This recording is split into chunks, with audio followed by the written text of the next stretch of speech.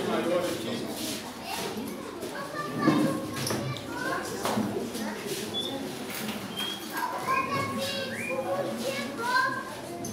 Amém. Lucas. Obrigado. Amém. Lucas 4.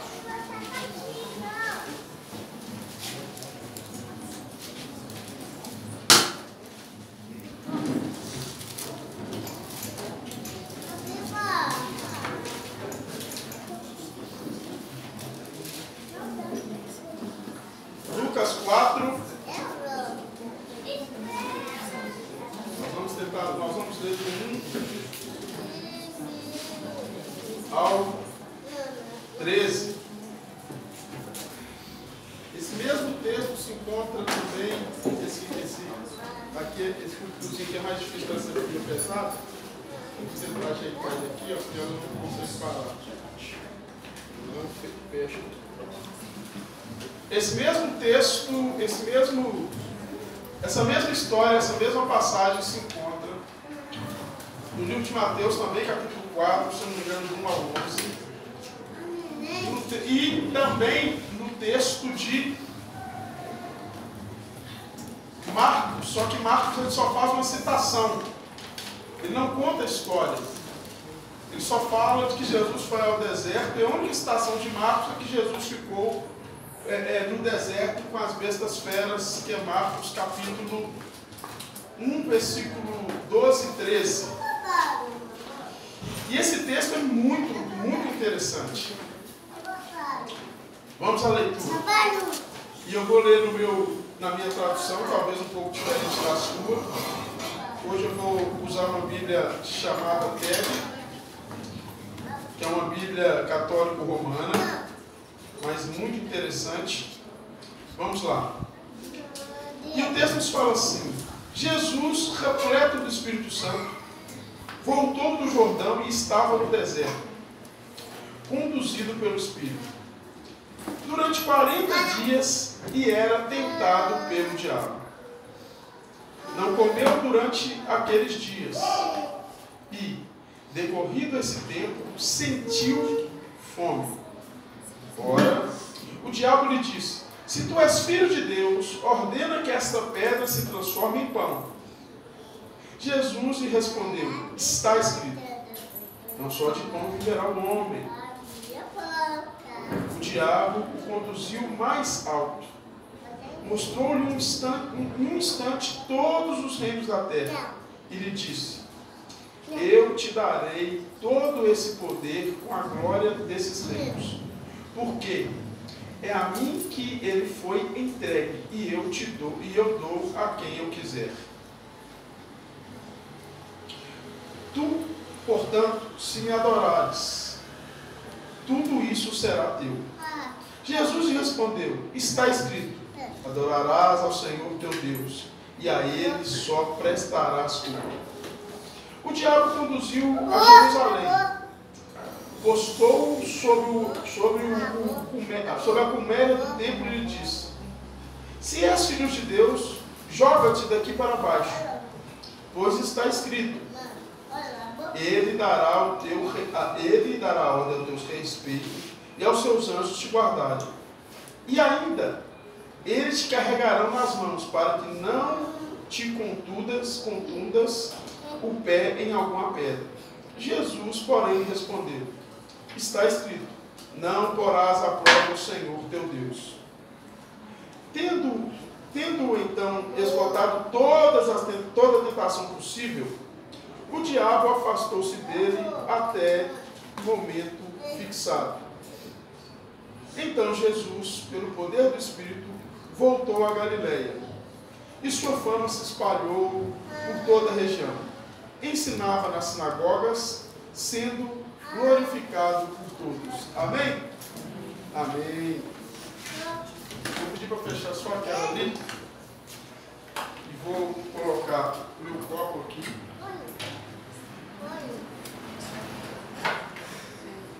Vou colocar a Bíblia desse lado de cá, porque ali ela é pesada, então videozinho aqui, esse não aguenta, não aguenta. Bem, gente, nossa proposta hoje, eu até passei a tarde, é a gente conversar um pouco sobre esse texto, ou sobre essa história. E o título que eu coloquei, ou o tema que eu coloquei é As Armadilhas ao Longo do Caminho. E aí eu usei um tema mais ufanista, é tempo de vencer. Vencer o quê? Vencer as tentações. Muitas vezes, na nossa caminhada cristã, nem sempre as coisas são simples, nem sempre as coisas são fáceis. E é interessante porque esse texto, eu estava dando uma olhada nos livros que eu tenho lá em casa, quem não escreve especificamente sobre esse texto, porque tem livros só sobre esse texto, as pessoas geralmente não abordam. As pessoas geralmente não colocam. Eu estava vendo meus livros de teologia sistemática, meus livros sobre a caminhada de Jesus, meus livros sobre Jesus e os tempos bíblicos, e nenhum desses livros desse tamanho, desse mistura, quase ninguém aborda diretamente esse texto. E esse texto é muito importante para nós. Esse texto é muito importante para nós compreendermos quem foi Jesus, a sua humanidade e como Jesus se comportou diante de todos os problemas que ele encontrou pelo caminho. Até esse texto aqui, só uma coisa tinha acontecido na vida de Jesus: o seu batismo. Depois do batismo, o texto de Lucas, o texto de Mateus vai falar que ele foi conduzido ao deserto. Nesse texto aqui vai falar que ele voltou ao deserto. E o batismo foi algo fantástico. O batismo na vida de Jesus foi algo extraordinário. A gente já viu isso aqui algumas vezes. Jesus desceu, Jesus morava, e aí, filho, te vi, não dá moral para mim aqui. Eu não posso ir não, porque o pessoal falou que está filmando e não pode ficar andando hoje não. Mas esse texto é fantástico, porque o batismo de Jesus é fantástico. É algo, a Bíblia fala que Jesus, o local de habitação de Jesus era a região da Galileia. Então ele sai dessa região da Galileia, desce para a região da Judéia, e lá ele se encontra com João Batista. João Batista era o seu primo, João Batista era alguém que Jesus gostava muito, era alguém que Jesus admirava muito, era alguém que Jesus ouvia muito, e era alguém de quem Jesus recebeu muito de Deus. Por quê? Porque João Batista ensinou algumas coisas para Jesus. Então, nesse contexto todo, quando Jesus se encontra com João Batista batiza Jesus. João Batista reconhece quem é Jesus. No texto de João, no livro de João, a gente vê isso. Quando lá, depois do batismo de Jesus, muitos dos discípulos que andavam com João Batista passam a seguir Jesus. E aí vai ter uma contenda entre os discípulos de Jesus, entre os discípulos de João Batista, e há lá a famosa frase de João Batista, de João 3,31, quando João Batista fala assim: o que importa é que ele cresça e que eu diminua. E no batismo de Jesus algo fantástico acontece. Jesus é batizado, o próprio Lucas vai nos mostrar isso, o próprio Mateus vai nos mostrar isso, que vem uma voz do céu. E essa voz do céu traz todo o arcabouço, todo o desejo de Deus, tudo que Deus quer falar para mim e para você. Este é o meu filho amado, em quem eu tenho nele prazer. Este é o meu filho amado, em quem... Imagina esse dia, que dia lindo. No batismo, de repente o céu abre, imagina a cena, que coisa maravilhosa, e uma voz é ouvida: este é o meu filho amado, em quem tenho nele prazer. Este é o meu filho amado, em quem eu deposito confiança. Este é o meu filho amado. Então essa voz foi ouvida. Essa voz foi percebida. A ponto desses dois evangelistas registrarem esse episódio nas suas cartas. Tanto Lucas quanto Mateus. E depois desse tempo glorioso, desse tempo de festa, desse tempo alegre, desse tempo de reconhecimento, Jesus vai para o deserto. E aí é muito interessante porque Marcos parece não dar tanta importância, e Marcos só deixa duas notinhas no seu livro.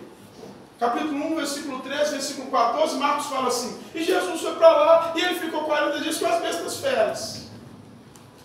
Agora, Mateus e Lucas, eles vão relatar o que aconteceu. Dá-se a entender, ou pelo menos o que a gente consegue, que esse é um tempo que Jesus separou para estar a sós com o Pai.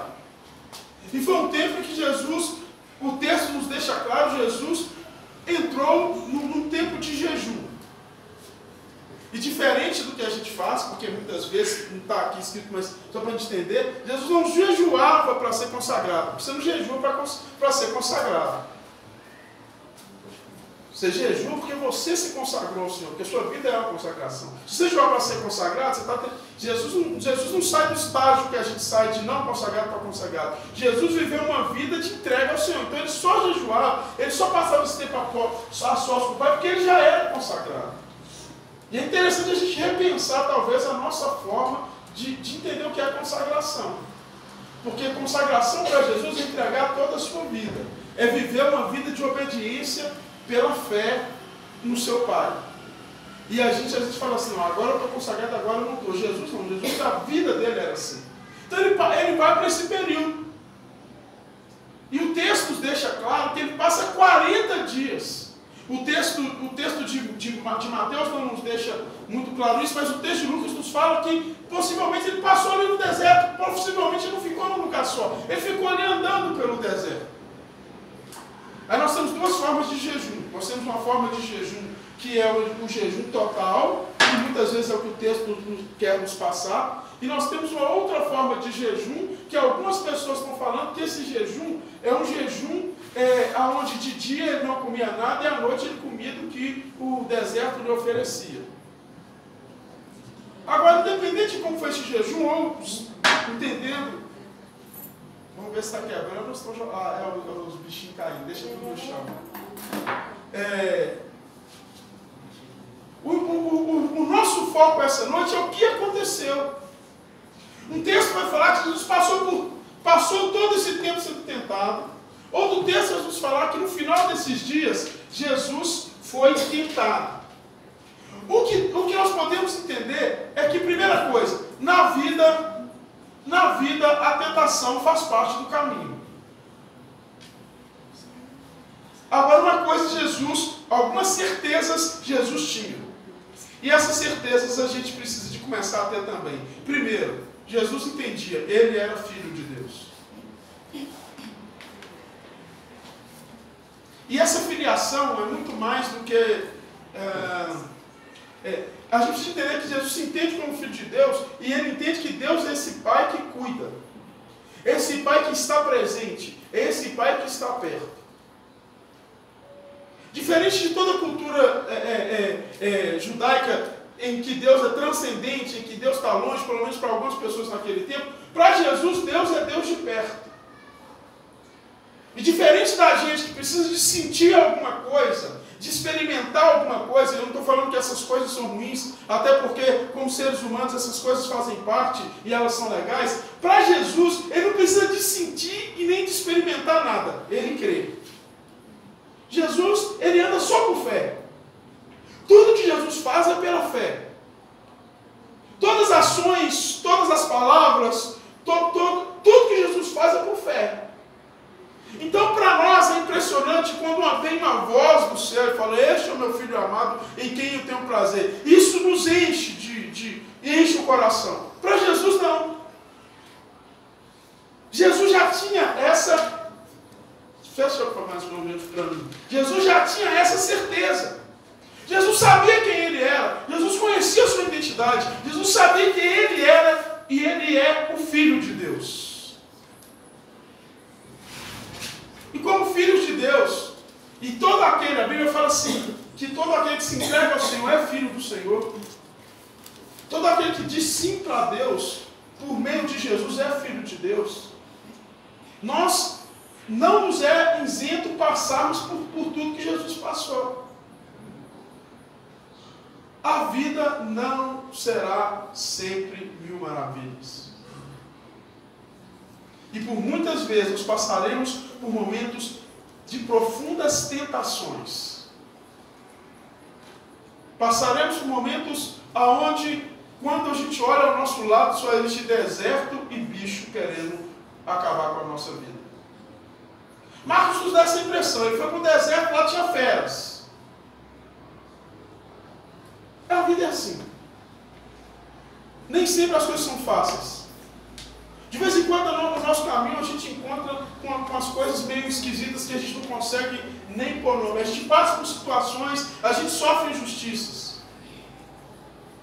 Agora, o que Mateus e Marcos nos trazem, e isso é muito importante, é que além das férias normais que Marcos fala que é isso do deserto, Mateus e Lucas nos falam que o diabo também estava lá. Existe uma força maligna no mundo. Existe uma força maligna que se entende no governo do sistema. E aqui a gente tem que parar para pensar e para refletir que ser cristão, muitas vezes, é ser inimigo do sistema. Tem coisas que para nós nunca serão normais. Por quê? Porque quem está no controle do sistema é o inimigo. Não do mundo enquanto algo físico, mas do sistema. E o sistema vai militar contra nós. Por isso que os cristãos vão ser perseguidos durante todas as vezes que o cristão se coloca como filho de Deus de verdade, ele vai ser perseguido. Agora, a gente sempre cai na tentação de buscar o caminho mais fácil. A gente sempre cai na tentação de buscar o caminho que nos é mais prazeroso.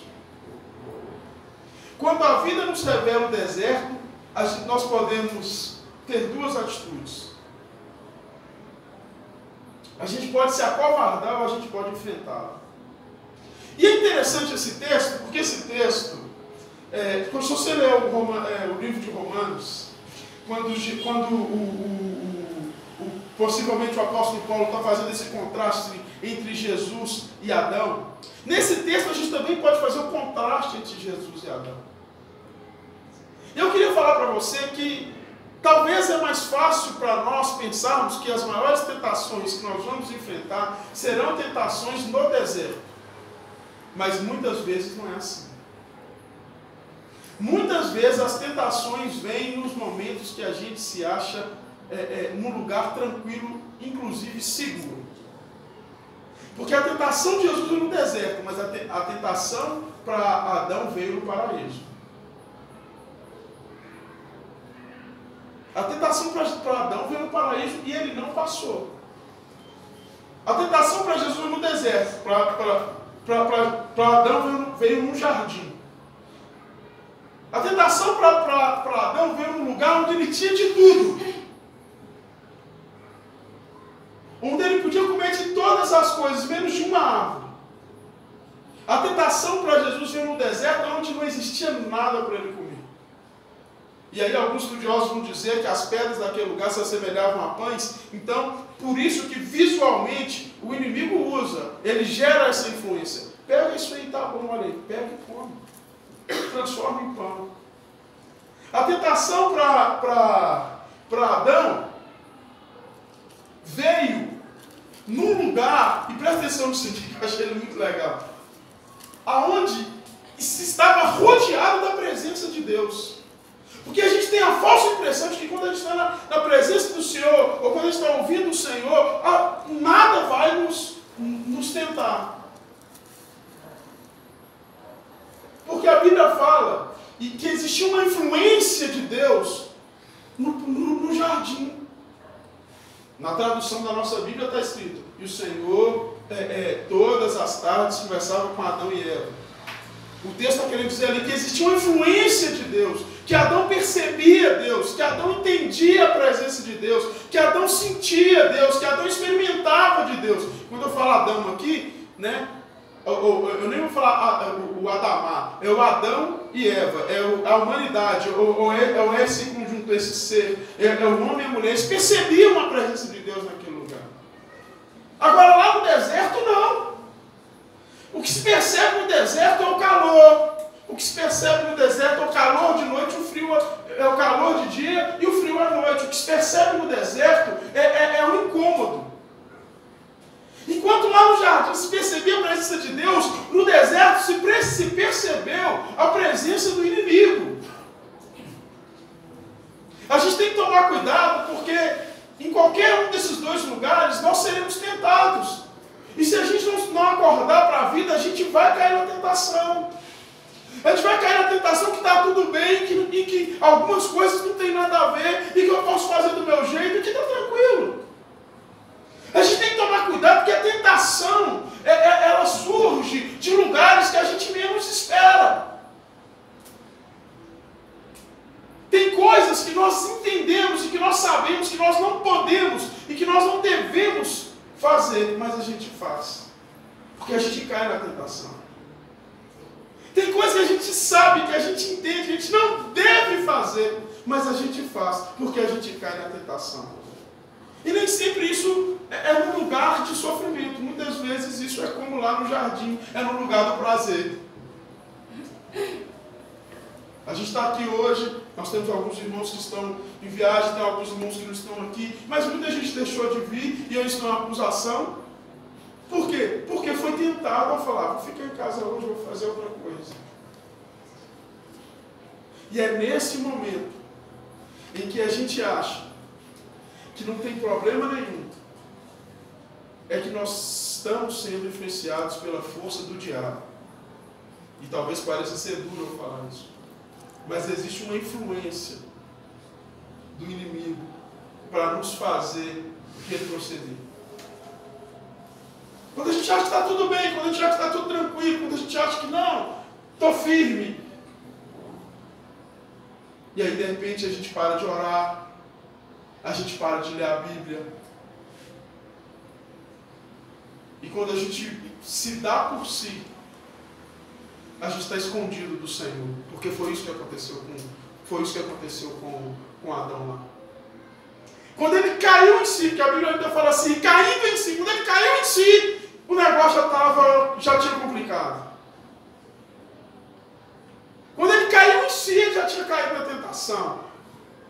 Quando ele caiu em si, naquele ambiente maravilhoso, naquele ambiente de presença, onde Deus, ele sabia, uma hora eu vou encontrar com Deus aqui, porque ele está aqui, a presença dele está sendo percebida. Porque isso é lindo. O que eu amo em reuniões como essa? Porque são reuniões maravilhosas, mas tem um dia, e a gente não pode descartar, tem um dia que é especial para alguém. Semana passada algumas pessoas me procuraram e falaram assim, nossa, foi maravilhoso hoje. Tem outra semana que outra pessoa ministra, nossa. Então a gente está aqui no ambiente e de repente um dia algo extraordinário pode acontecer. Mas só pode acontecer com aquele que não cede à tentação. Aquele que está esperto. E aí essa semana, na terça-feira, nós estávamos estudando a carta aos Efésios, ou a carta à Laodiceia, pode ser para uma das duas cidades. E aí a gente não leu esse texto, mas eu estudando em casa e gosto muito lá do capítulo 5, quando existe uma advertência do escritor para aquela igreja falando assim, desperta tu que dormes. Ele fala, desperta! Ei! Fique esperto! 30, 40 anos depois, aí eu fiz questão de falar, se foi para Laodiceia ou se foi para Éfeso. Eu fiz questão de ir lá, falei assim, vou estudar o que aconteceu com essas igrejas 30, 40 anos depois. É interessante que essas duas igrejas eram igrejas poderosas, eram igrejas fortes, eram igrejas que inclusive tinham poder econômico. Mas 30, 40 anos depois, quando João possivelmente escreve para essas igrejas lá no livro de Apocalipse, as recomendações, Jesus tem algo contra elas. Apesar de serem retas na doutrina, apesar de não suportar os homens maus, Jesus tem algo contra elas. Inclusive para uma delas, Jesus fala que não está nem lá dentro mais.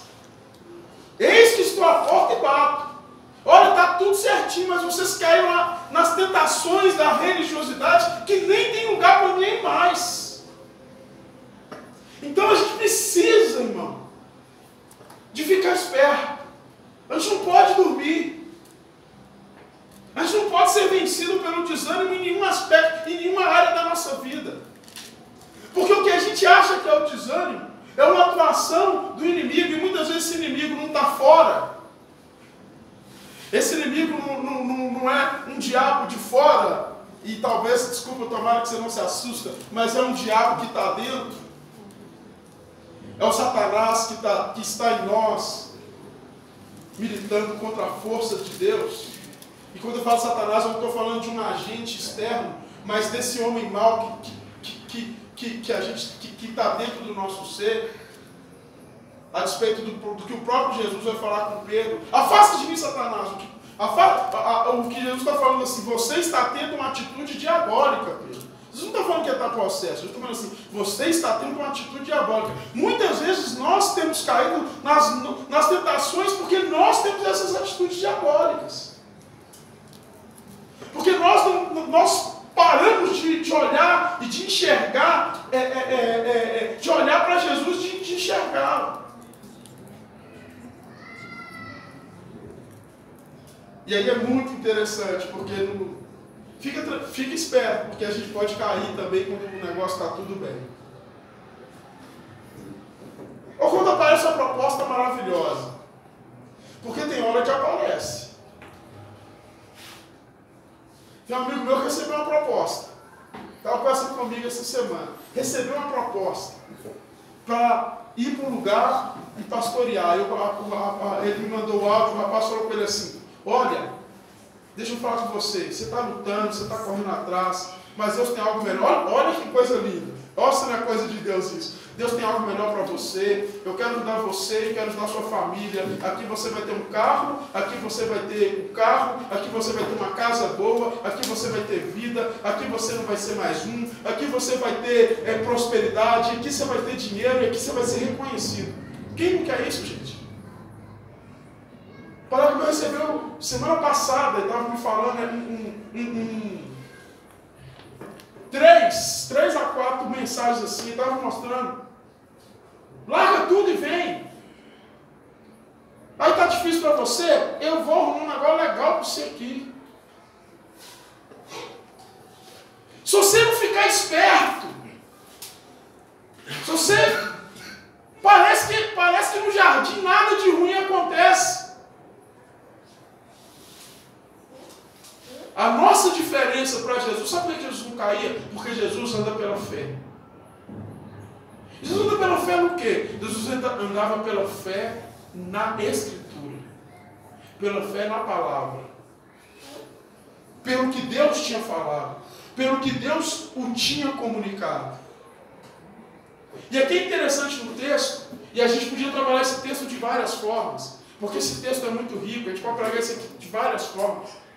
A gente podia trabalhar as questões que esse texto envolve, de política, de religião e de dinheiro, porque as 3 tentações também estão envolvidas com política, com religião e com dinheiro.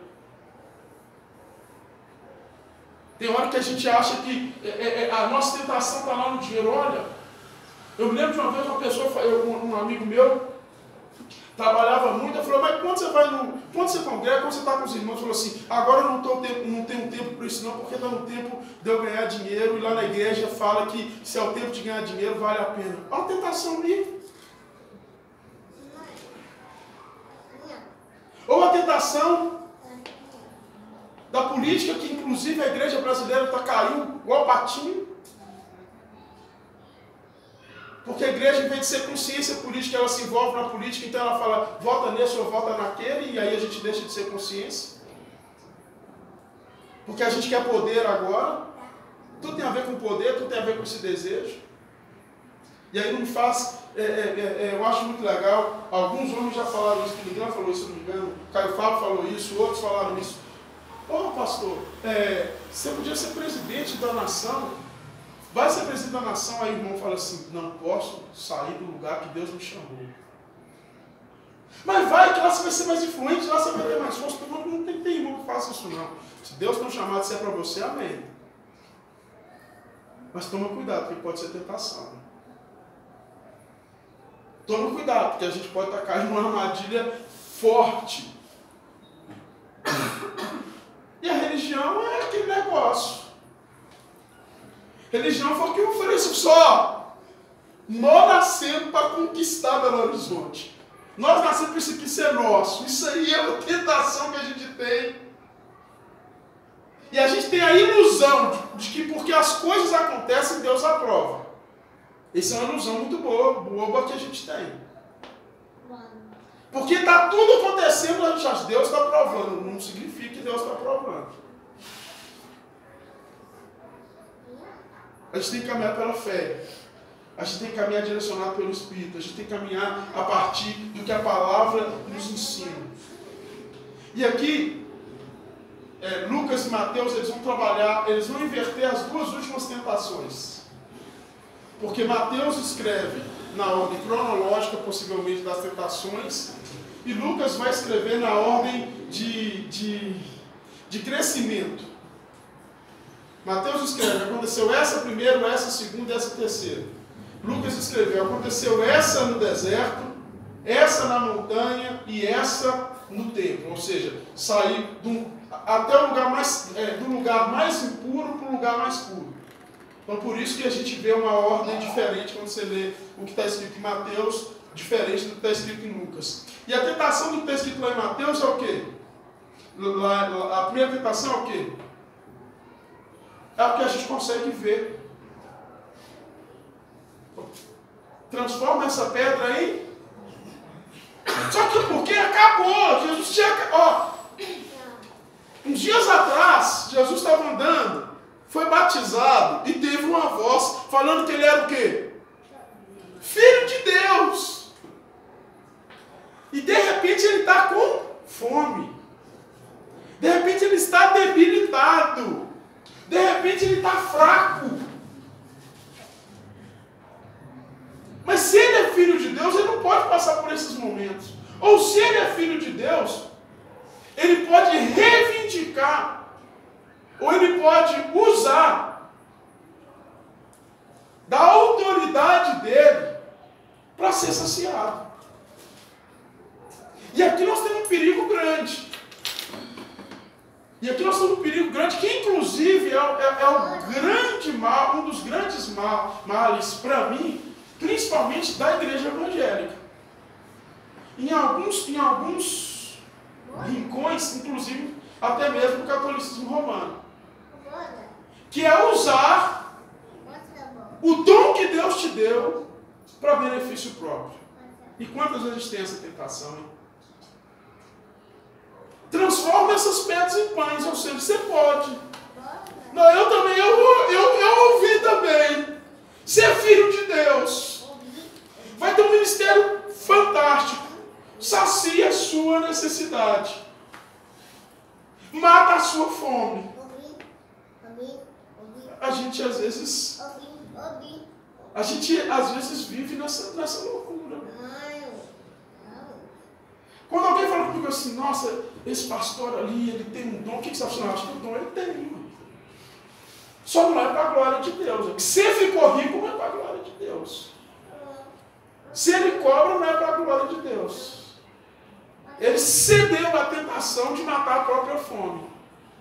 Ele cedeu à tentação de usar aquele talento, aquele dom, aquela habilidade, ou o que você quiser pensar, para benefício próprio. Só que nós temos uma desculpa bacana. Que a gente fala assim, vamos colocar os cantores no nosso meio. Mas olha lá fora, gente, vamos pensar lá fora. Aqui a gente tinha que ser diferente. Não, mas é justo, gente. Agora não, mas a gente precisa de ter luz, de ter som, de ter isso, de ter aquilo outro. Isso custa dinheiro. Gente, para onde nós estamos caminhando? Que tipo de comunidade de fé, que tipo de cristão a gente vai ser no século 21? Quem os nossos filhos vão encontrar nos cultos das igrejas? Fazer um negócio bonito e tal, não acho errado não. Só que agora a gente conseguiu capitalizar isso, a gente conseguiu transformar dom em fonte de renda, de benefício próprio. A gente olha para a pedra e fala assim, tem jeito de transformar isso em pão, e esse pão vai ser só para mim. E a oração de Jesus é que o pão não é só para ele, o pão é nosso. Porque dom não é para benefício próprio. Dom que Deus me deu é para abençoar o outro. Amém.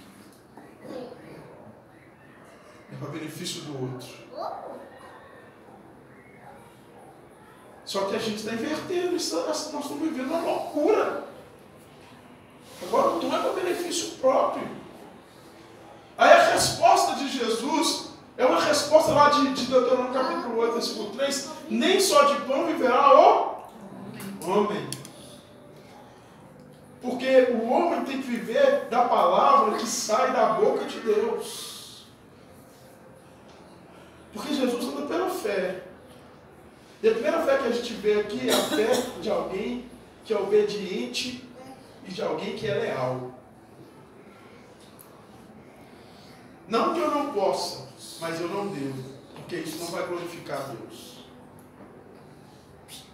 Quantas coisas a gente tem feito que glorifica a gente mesmo?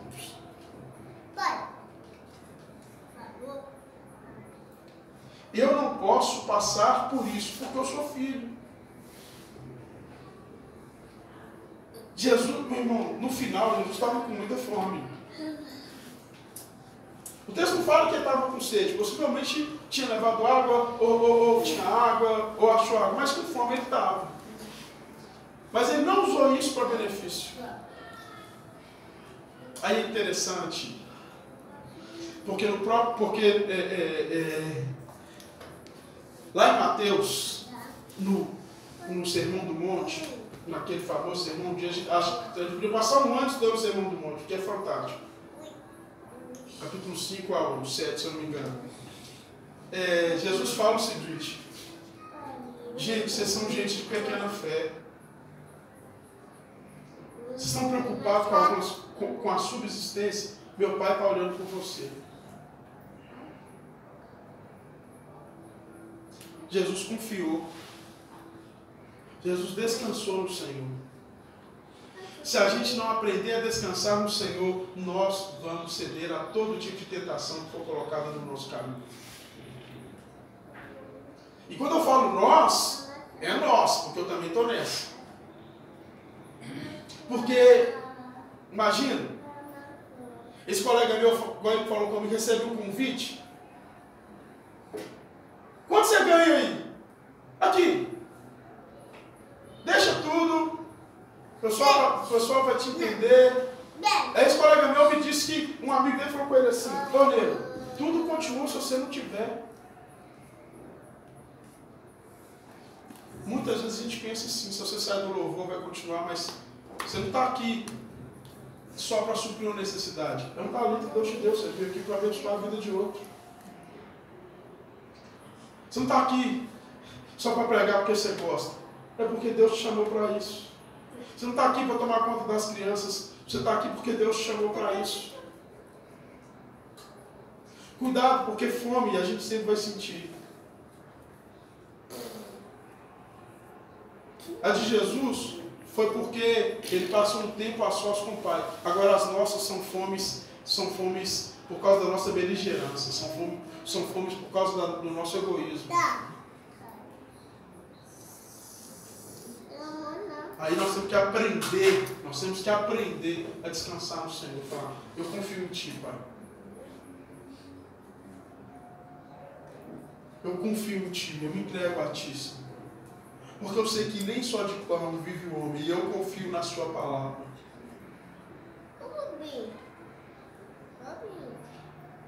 Sabe qual que é a fome que a gente deve buscar saciar? Que a Bíblia fala que é a fome e sede de justiça. Aí aqui em Lucas, assim, a Bíblia fala que Lucas, os dois vão trabalhar uma evolução do texto, mas cada um vem de uma forma diferente.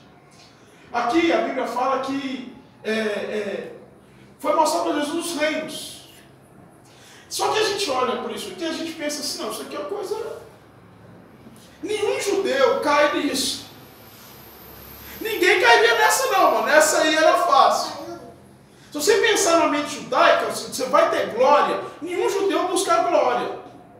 Gente, para escrever o nome de Deus, eles não citavam o nome de Deus, porque eles entendiam que era pecado citar o nome de Deus em vão. Mateus, quando escreve o seu texto, ele não usa reino de Deus, ele usa reino dos céus, porque ele entende que a sua audiência, se tivesse escrito reino de Deus, ele iria ser criticado. sentido aqui é mais profundo. O sentido aqui é que a esperança, tudo que esse povo esperava, Jesus ia poder cumprir. É isso que o texto está falando. O texto está falando o seguinte: o povo está esperando o Messias, e esse Messias vai vir reinar, e esse Messias vai vir libertar o povo, e esse Messias vai ser um conquistador, e esse Messias vai ser aquele que vai desbravar, que vai tirar Roma do poder. Esse Messias vai ser o Messias que vai fazer com que o reino seja maior do que o reino de Davi. É isso que o texto está dizendo. É essa tentação. Essa tentação que as comunidades de fé muitas vezes estão caindo nela. Nós vamos ser a última Coca-Cola do mundo. Essa tentação é perigosíssima, porque é fácil de cair nela, porque ela tem aparência de verdade, ela tem aparência de vontade de Deus, ela tem aparência de que Deus que é Deus que está direcionando. Olha, o que o povo espera de você, eu vou fazer com você. Você vai ser o cara, você vai conquistar tudo.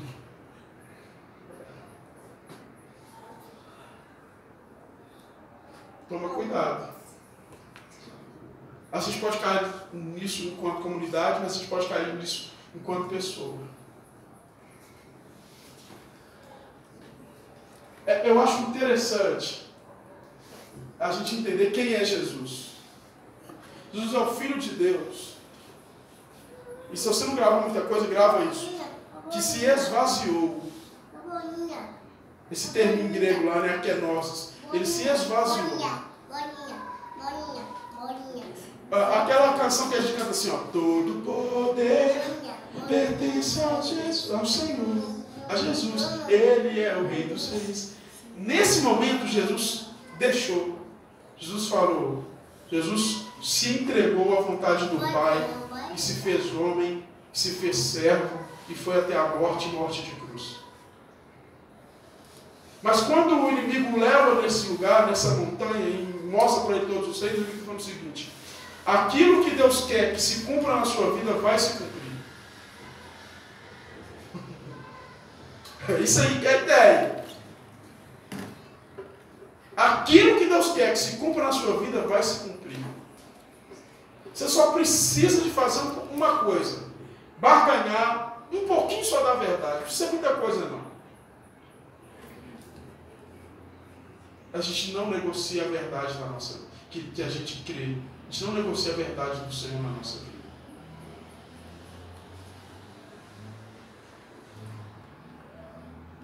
A gente não negocia a verdade do Senhor no nosso casamento. A gente não negocia a verdade do Senhor na criação dos nossos filhos. A gente não negocia a verdade.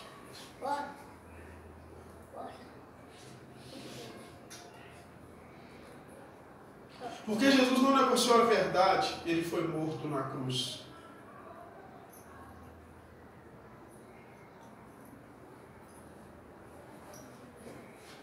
Parece o cumprimento. Ou seja, o Messias vai chegar e ele vai reinar.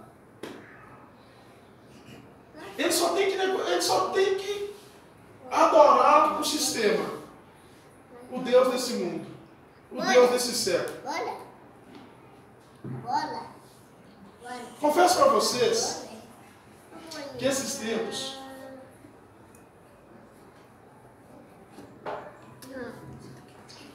uma das minhas preocupações com a gente é para que lado a gente está indo. Porque ter liberdade em Jesus é uma coisa, a gente só não pode entender que essa liberdade nos dá aval para o pecado.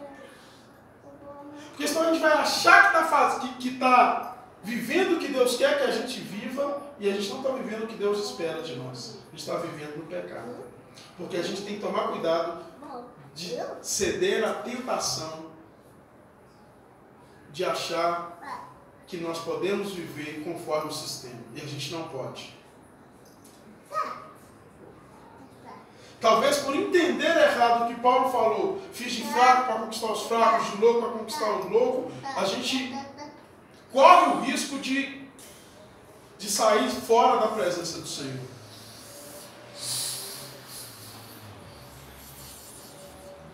existe uma... Eu coloquei aqui. Se Jesus não tivesse ligado no Pai, se Jesus não entendesse da palavra, porque toda a resposta de Jesus foi com a palavra. Em suma, também é uma resposta que Jesus está mostrando o verdadeiro significado da lei, porque ele sempre está citando Deuteronômio nas suas respostas. Ou seja, a nova lei.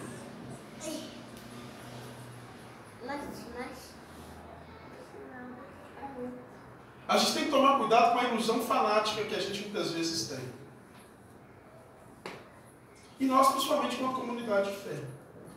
Ah, você espera que cresça? Lógico, a gente quer que cresça, a gente quer expandir, a gente quer que mais pessoas vivam o que a gente está tentando e buscando viver. Não é perfeito. Tem gente que vai chegar, vai ficar, a gente vai embora, a gente vai ficar para sempre. Essa é uma realidade. Mas a gente quer. Mas a gente não vai negociar. A gente não... Que a gente não negocie enquanto comunidade, mas que você também não negocie enquanto indivíduo. Não negocie. O problema do fanatismo é porque ele cega. Toda vez que se torna fanático por alguma coisa, você fica cego. Você para de enxergar a verdade. Se a gente for fanático por crescimento, a gente fica cego e a gente começa a negociar a verdade para o crescimento. Se você for fanático por causa de dinheiro, você fica cego e às vezes sacrifica o casamento por causa do dinheiro. Todo fanatismo nos leva ao extremo. Todo fanatismo nos deixa cegos. Todo fanatismo, inclusive, nos faz mudar o real sentido do que está escrito.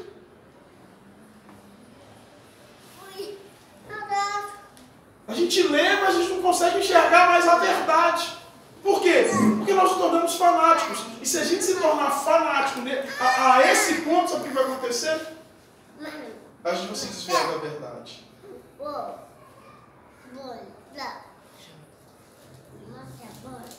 Muita gente está correndo atrás da glória. Muita gente está correndo atrás do sucesso. Isso pode traduz esse sucesso de várias formas. Dinheiro, reconhecimento, academia. O que é? Corpo perfeito. O que você está correndo atrás? Muitas vezes a gente deixa de crer no Senhor e a gente começa a crer na força do nosso próprio braço.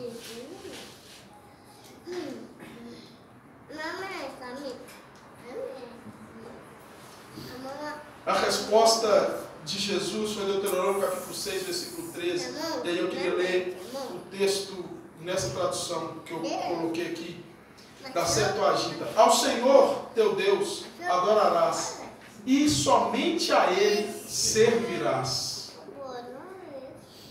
E esse servirás aqui, o texto em grego, a palavra é latrel, ou seja, servirás como sacerdote. Isso me faz lembrar de um texto que está lá no livro de Coríntios, que fala assim: quer comais, quer bebais, ou quer façais qualquer outra coisa. Façais para quê, gente? A gente faz para quê? Para a glória de Deus. Por isso que todo trabalho, que todo esforço, que tudo que a gente faz, tem que ser um trabalho de sacerdote. Você cuida da sua família como sacerdote. O homem e a mulher cuidam como sacerdote. A gente cuida das coisas aqui da comunidade como sacerdote. A gente trabalha como sacerdote. A gente diverte como sacerdote. Porque tudo que a gente faz é para a glória de Deus. E sacerdote não é um lugar que a gente... não é uma posição que a gente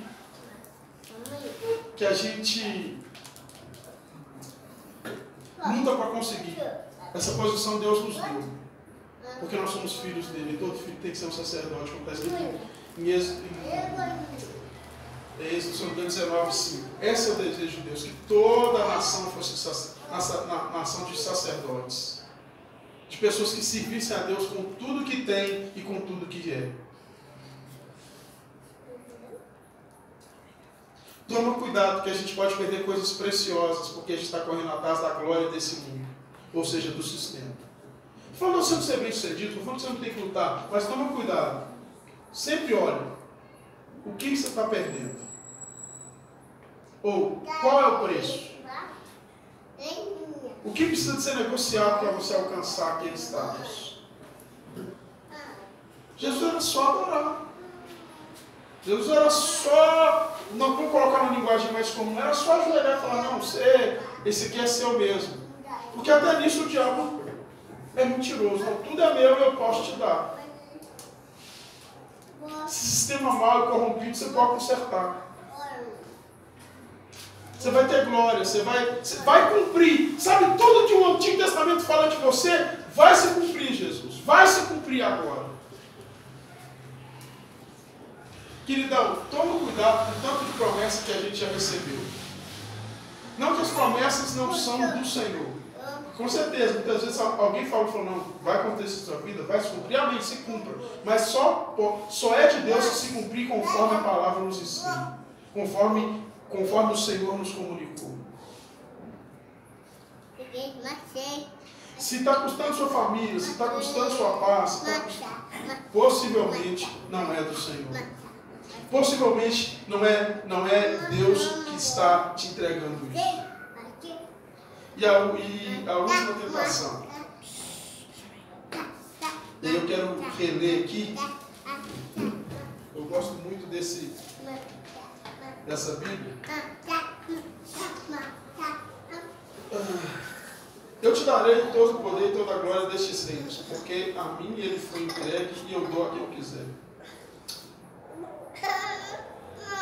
Tudo, portanto, se me adorares, e tudo isso será teu. Jesus respondeu, está escrito, adorarás ao Senhor teu Deus, e só a Ele prestarás culto. O diabo conduziu a Jerusalém, postou-o sobre a cumeira do templo e lhe disse, se és filho de Deus, joga-te daqui para baixo, pois está escrito.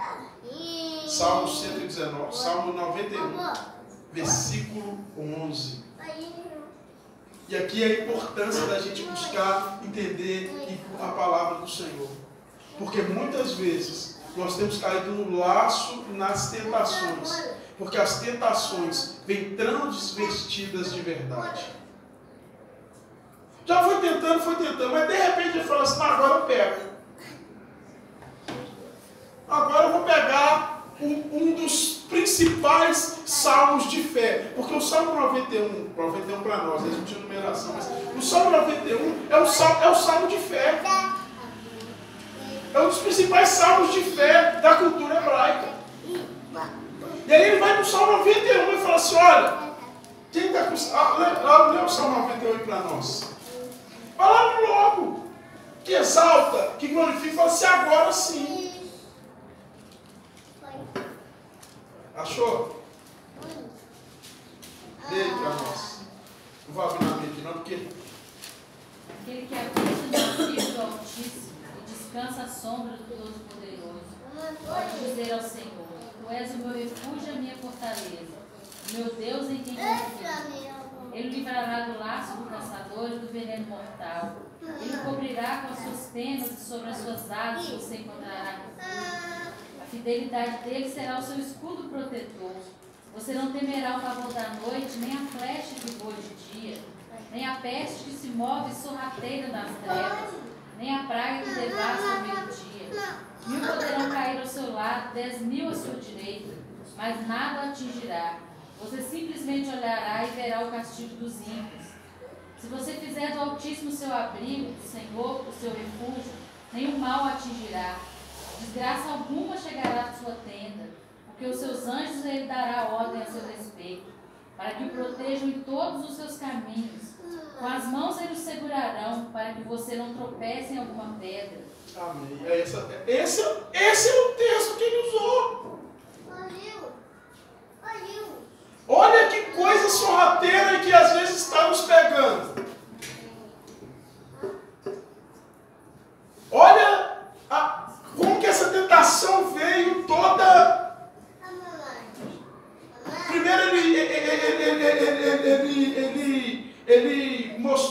ele atentou ao desejo que está dentro da fome. Depois ao desejo que está fora dos olhos. Depois ele usa a escritura.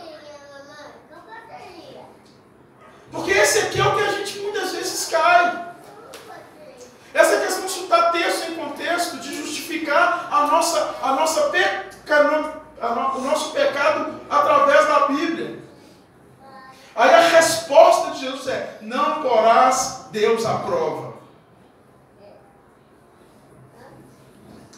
Meu irmão, uma das coisas fantásticas nessa tentação é como ela veio camuflada de verdade. Inclusive, ela vem ao encontro de todas as respostas que Jesus está dando, porque toda resposta de Jesus a cada tentação é uma resposta baseada na fé. Jesus responde a partir da fé. Jesus responde a primeira a partir da fé, porque da fé incondicional, de confiança incondicional. A segunda, ele responde a partir da fé de obediência incondicional. Eu obedeço a Deus, eu sirvo só a Deus, eu não vou fazer nada que Deus não queira. E essa terceira, ele fala assim: não, se você obedece, se você confia, deixa eu te falar, ele não vai deixar as coisas ruins acontecerem. Olha o que está escrito lá em Salmo, na fé. Então pode pular. Então pode fazer do seu jeito, porque Deus está com você. A palavra está falando que Deus está com você. Aí Jesus vai falar assim: não posso testar a Deus. Eu sou servo dele. Eu não posso tentar a Deus. Eu me entreguei aos cuidados e à proteção do Senhor para que Ele possa fazer da minha vida tudo o que Ele quiser. Na verdade, isso vai totalmente contrário, inclusive, à teologia da prosperidade. A teologia do determinismo. Porque o determinismo diz que eu chego para Deus e falo assim: eu determino que vai ser isso. Isso aí é um teste.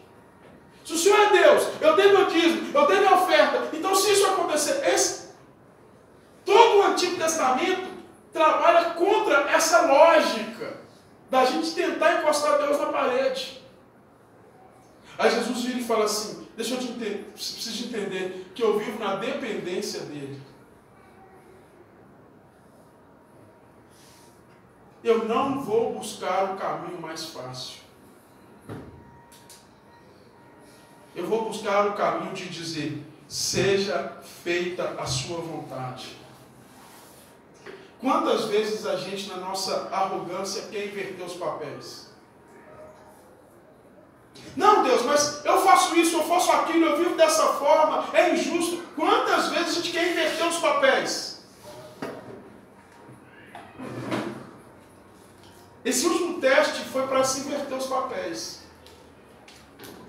Se eu não conseguir pegá-lo pelo que está dentro, pela fome, se eu não conseguir pegá-lo pelo desejo de fora, pela cobiça, eu vou pegá-lo pelo desejo de ser Deus, de dar ordem a Deus. Porque foi nessa aí que o inimigo pegou Adão e Eva lá no jardim. Porque ele seguiu o mesmo caminho. A Bíblia fala lá no livro, em Gênesis capítulo 3, que ele olhou, que eles olharam e viu que o fruto era bom aos olhos. Ela olhou, algo nasceu dentro. O texto fala que a produz pecado, como é que é o nome? A concupiscência. Algo é gerado dentro de nós, a concupiscência. Ela produz algo, um desejo para o nosso olhar. Se não conseguir pegar de dentro, não conseguir pegar de fora, aí vem a mentira. Porque a mentira é: olha, Deus prometeu que ia fazer. E pode ir porque Ele vai fazer. Pode ir porque vai ser conforme a sua vontade. Esse é o problema que a gente tem muitas vezes com a religião, achar que vai ser segundo a nossa vontade. É isso que muita gente está caindo. Muitos de nós estão caindo nessa. Muitos de nós, e nós temos que tomar um cuidado, porque se a gente não ficar esperto, uma hora a gente cai. A gente começa a determinar, a gente começa a querer dar ordem para Deus, a gente começa a querer achar que as coisas têm que ser do nosso jeito, a gente começa a exigir, a gente começa a achar que a Bíblia está a nosso serviço, porque aqui o inimigo quis colocar a Escritura a serviço. Olha, entenda do jeito que você quiser. Faz do jeito que você achar melhor. Deus está com você, rapaz. Olha o salmo aí. Olha o salmo da fé. Olha o salmo que fala que Deus vai cumprir, que Deus vai fazer. Olha aí. E a gente tem gerado uma geração de cristãos frustrados. E nós temos gerado uma geração de uma igreja que se diz conquistadora, mas que não conseguiu, apesar de todos os seus ganhos financeiros, de poder financeiro, de poder político e de poder religioso, mudar a história da nação. Porque a gente não mudou. A gente cresce e quanto mais a gente cresce, mais cresce a corrupção. Quanto mais a gente cresce, mais cresce a morte no Brasil. Quanto mais a gente cresce, mais cresce a pedofilia. Por quê? Porque a gente não é um povo que caminha mais pela fé. Porque a gente é o povo que usa do Evangelho para benefício próprio. Porque a gente é o povo que primeiro pensa no pão nosso. E a gente quer transformar a pedra em pão para saciar a nossa fome. E aí a gente não sacia, a gente não preocupa mais em saciar a fome do nosso próximo, daquela pessoa que está do nosso lado. A gente não aprendeu a repartir. A gente começou a ganhar dinheiro porque a gente tem o dom, e a gente tem. A gente canta legal, a gente fala bonito, a gente consegue fazer programas, a gente consegue fazer coisa legal, mas nada disso se converte em benefício para o mundo. Inclusive a gente se enclausura dentro dos nossos guetos, e a partir dos nossos guetos a gente entende que a vontade de Deus é só para nós. E a gente usa a palavra. Nós somos o povo da fé. Mas a fé não é no Senhor, porque se a fé fosse no Senhor, a gente seguia o mesmo caminho que Jesus seguiu. E o caminho de Jesus nesse mundo foi martírio. Foi de entrega. Foi para a morte.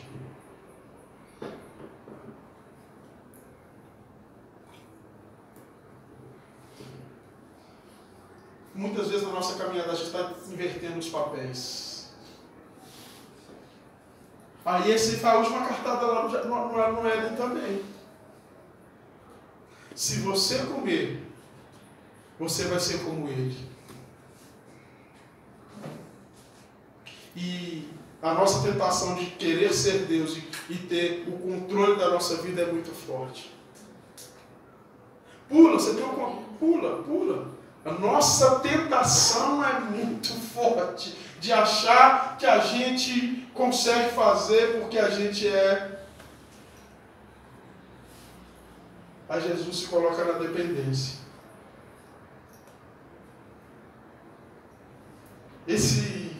As tentações foram vencidas pela fé. Porque Jesus confiou incondicionalmente.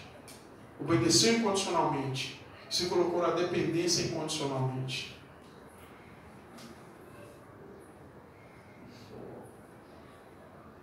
Talvez a gente precise de aprender, ou na verdade a gente precisa de aprender esse caminho. E é difícil. Porque todo dia a gente vai para o deserto. Ou todo dia, ou quando a gente não está no deserto, a gente está no paraíso, a gente acha que lá não vai ter tentação, mas está lá ao nosso derredor. Cede aqui, deixa de fazer isso ali. Não, isso aqui não tem problema não, aquilo ali é tranquilo. A palavra fala que você é vencedor. A palavra fala que você vai comer do melhor da terra. E às vezes essas hermenêuticas doidas que a gente inventa. E aí é legal porque tem um livro que a gente chama do Gordon Fee, que ele fala que, um livro dele sobre hermenêutica, que ele fala que a gente tem que ler a Bíblia a partir de Jesus, a gente para de ler a partir de Jesus. Gente, para de ler a Bíblia a partir de Davi, para de ler a Bíblia a partir do primeiro Adão, para de ler a Bíblia a partir de Salomão, leia a Bíblia a partir de Jesus. Essa é a boa nova de Deus. Leia, viva a partir de Jesus. Todo mundo vai pregar, por que Davi? Por que não quero saber de Davi, eu não quero saber de Salomão, as histórias são bacanas, me edificam e tal, mas a minha vida é a partir de Jesus. Porque Davi caiu às tentações, que caiu em tentação. Porque Salomão caiu em tentação. Porque José do lado do Egito caiu em tentação. Na tentação da vingança, opa, vou fazer isso aqui com meus irmãos aqui, mas depois caiu. Jesus foi o único que não. Jesus foi aquele que conseguiu viver pela fé. Por isso que a Bíblia fala que sem fé é impossível agradar a Deus. Jesus colocou todos os seus desejos e as suas vontades a serviço do Senhor. A diaconia, ou como o texto Latreia que coloca, como servo do Senhor. Em tempo bom, em tempo que não é bom, em tempo de paraíso e em tempo de deserto, Jesus estava a serviço do Pai. A gente consegue ter uma vida de vencedor quando a nossa vida está a serviço do Pai. E para onde a gente tem que olhar? Para Jesus. Estar a serviço do Pai levou Jesus para a cruz. Viver pela fé levou Jesus para a cruz.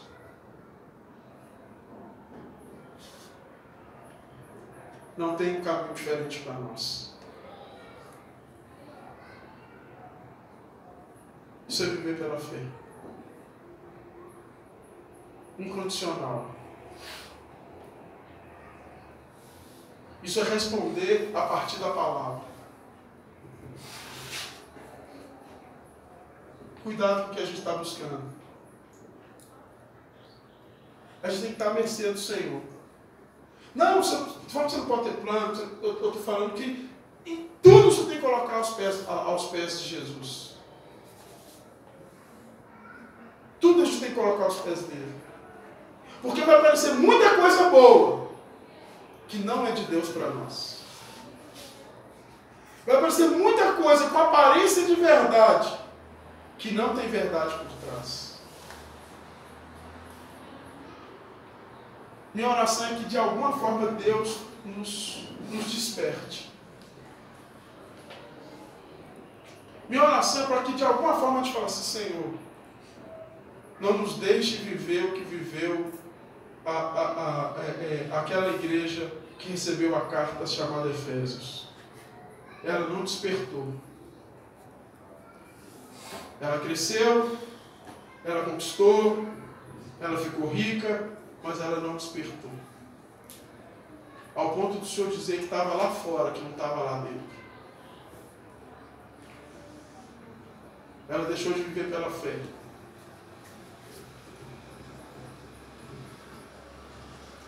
Que Deus tenha misericórdia de mim. Que Deus tenha misericórdia de você. Que de alguma forma essa noite você tenha se identificado. Pai, te agradeço por essa noite. Te agradeço, ó Deus, por Jesus Cristo. Te agradeço pelo Teu Espírito que nos conduz. Eu peço ao Senhor, Deus, que de alguma forma o Seu Espírito se comunique a partir dessa palavra conosco e nos faça viver uma vida de vitória, vencendo as tentações. Nós podemos contar com a Tua palavra, nós podemos contar com o Teu Espírito, nós podemos contar uns com os outros. Muito obrigado por isso. Em nome de Jesus. Amém. Amém? Amém. Espero que alguma forma você tenha se identificado. Jesus te abençoe. Nós vamos estar falando de 27 a semana que vem. Semana que vem, cadê a Dai?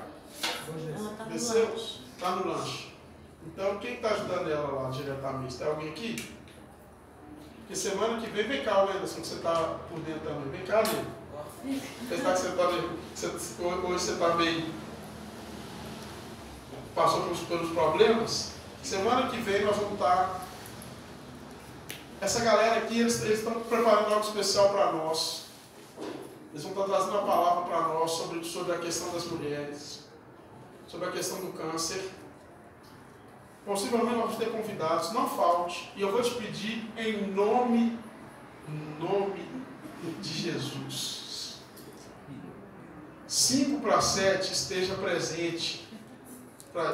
Hoje a gente começou 7:03, mas semana passada nós começamos 7 horas, a gente só quer começar na hora certa. Amém. E essa semana nós temos reunião e John que vai começar com a reunião. Glória a Deus.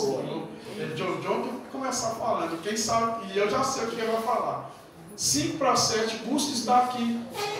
Porque a gente vai ter, o pessoal está preparando um negócio muito legal, com questões bíblicas, teológicas, científicas, com experiências. Nós vamos ter pessoas que estão passando pelo câncer, dando testemunho aqui, porque uma igreja que se importa é uma igreja que age, a gente quer agir. Aí o pessoal chegou para mim, por que no culto à noite? Porque é o culto que todo mundo vem. Por que não na terça-feira que é o culto de estudo? Porque vem 5 a 6 pessoas. Então a gente entende que é uma oportunidade da gente poder falar de algo que é tão relevante. Então não deixe de vir, é espiritual, é de Deus e nós vamos ser edificados.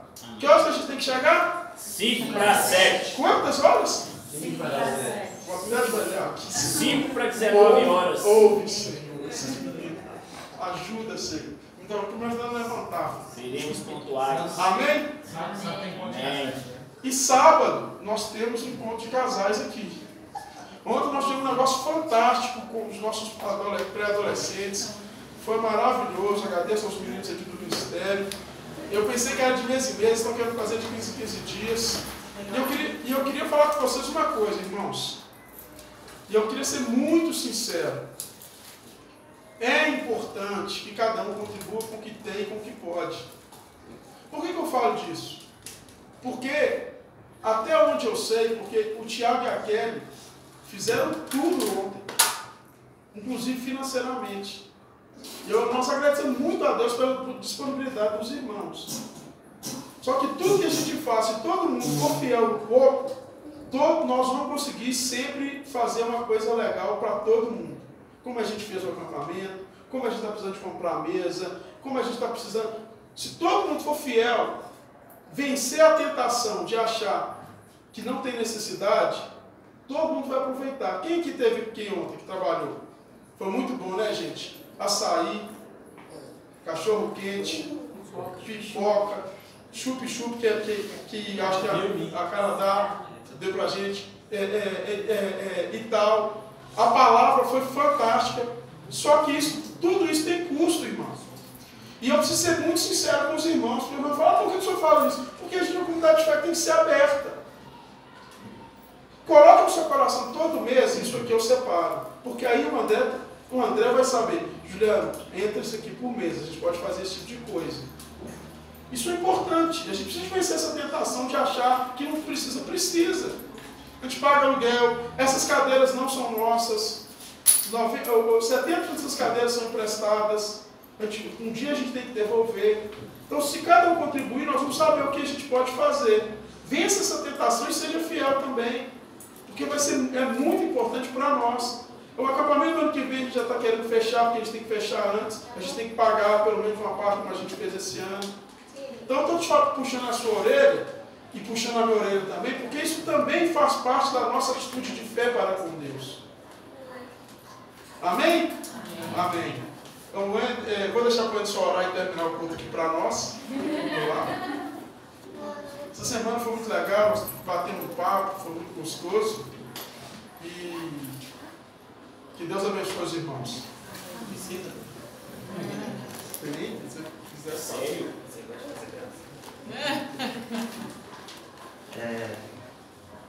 Então vamos fechar nossos olhos para encerrar. Amém. Deus, gostaria de te agradecer por mais um dia, gostaria de te agradecer por mais uma semana que você passou, por todas as oportunidades, por tudo que o Senhor tem feito em nossas vidas. Te agradeço também pelas dificuldades que nos ensina a caminhar e nos ensina a melhorar. Te agradeço pela vida de cada um. Peço que o Senhor abençoe quem não pôde estar aqui neste culto. Abençoe o nosso lanche. Eu te agradeço pela presença de todos, meu Pai. Deus, nos dê força para seguir. É muito difícil seguir com as dificuldades. Muitas das vezes a gente pensa em fazer loucuras. Muitas das vezes o caminho fica muito difícil. E eu peço que o Senhor nos mantenha firmes. Te agradeço pela oportunidade, agradeço pela vida dos irmãos. Nos guarde nessa semana e que nós possamos terminar nosso domingo na tua presença. Em nome de Jesus. Amém. Amém. Partiu o lanche.